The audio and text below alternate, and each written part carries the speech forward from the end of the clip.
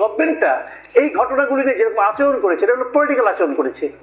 বিতর্কটা ওনারা ইনভাইট করেছেন যে আমাদেরকে বিতর্ক ধরে না কেন, ওই ইনভাইটেশনের বিতর্ক তাদের কাছে আসছে। কথাগুলি সিম্পল। দেখেন ডিজিএফআই যে কথাটা বলা হয়েছে, ডিজিএফআই বিষয়টা আপনি যে বলেছেন এটা তো আসলে সরকার প্রধানের হাতে। এখন সরকার প্রধান যদি মনে করে যে ডিজিএফআই আমার কথা শুনছে না, উনি ডিজিএফআই আগা পাঁচতলা চেঞ্জ করলেই পারেন, করেন না কেন? এগুলি আসলে কিছু না। আমি বলি আপনাকে, ওনারা যেগুলি বলেন না এ করতে যায় না ও করতে যায় না, আসলে এই গভর্নমেন্টকে আমি মনে করি একটা নন সিরিয়াস টাইপের গভর্নমেন্ট। এই গভর্নমেন্ট যখন ক্ষমতায় আসে গত বছর, এই গভর্নমেন্টের উপর তখন আপনি ধরুন 8 তারিখ তারা ক্ষমতায় আসলো, 8 তারিখে যদি আপনি দেশের মানুষকে জিজ্ঞাসা করতেন এই গভর্নমেন্টের উপর আপনার সাপোর্টটা কেমন আছে, আমার মনে হয় না যে আওয়ামী লীগের 2 জন পান্ডা ছাড়া আর কেউ বলতো এই গভর্নমেন্টকে আমি সাপোর্ট করি না। কেউ বলতো না। এত সমর্থন নিয়ে বাংলাদেশের ইতিহাসে আর কোনো গভর্নমেন্ট আসে নাই। এবং এখন পর্যন্ত আজকে 1 বছর হয়ে গেছে, এই 1 বছরে আপনি কোন একটা পলিটিক্যাল পার্টিকে দেখতে পাবেন না যা নাকি অফিসিয়ালি এই গভর্নমেন্টের উপর অনাস্থা দিয়েছে, পাবেন না। মানে এত সাপোর্ট অন্য কোনো গভর্নমেন্ট পায় নাই বাংলাদেশে। সেরকম একটা গভর্নমেন্ট এত সাপোর্ট দেয়, করলোটা কি, করছেটা কি এটা আপনি বলেন। তারা কি আগের গভর্নমেন্টের যে খুব ভালো চালাতে পারছে? কোন দিক দিয়ে পারছে? উত্তরে যে সিটি কর্পোরেশনের নিয়োগটা থাকে, আমি সিম্পল একটা কোশ্চেন করতে চাই, আমি একটা সাধারণ মানুষ, আমি একটা প্রশ্ন করতে চাই। এই যে এজাজ সাহেবের একটা সিটি কর্পোরেশন চালানোর মতো তার সিভিতে কি লিখতে পারবেন উনি যে আমার এই ধরনের অভিজ্ঞতা আছে? কিন্তু কাউলা এখানে আমাদের একমাত্র যোগ্যতা একটা এনজিও চালিয়েছেন পরিবেশ বিষয়ক এবং আরেকজন উপদেষ্টার কাজী, এই তো তার যোগ্যতা।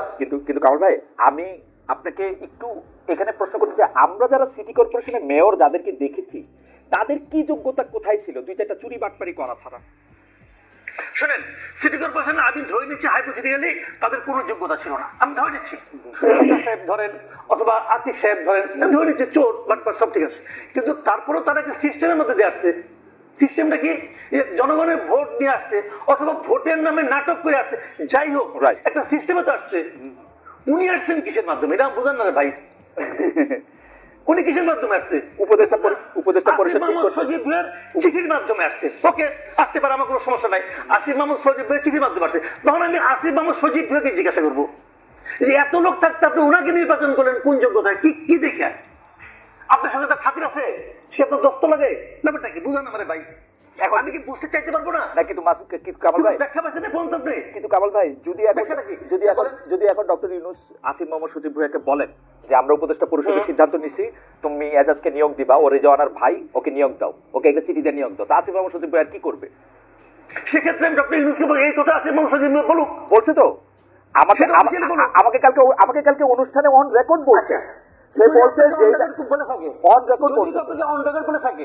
তাহলে আমি অন রেকর্ড ডক্টর ইউনূসকে প্রশ্ন করতেছি, হ্যাঁ আপনি কেন তাকে নিয়োগ দিলেন? আমাকে বুঝান ভাই, বুঝতে চাই।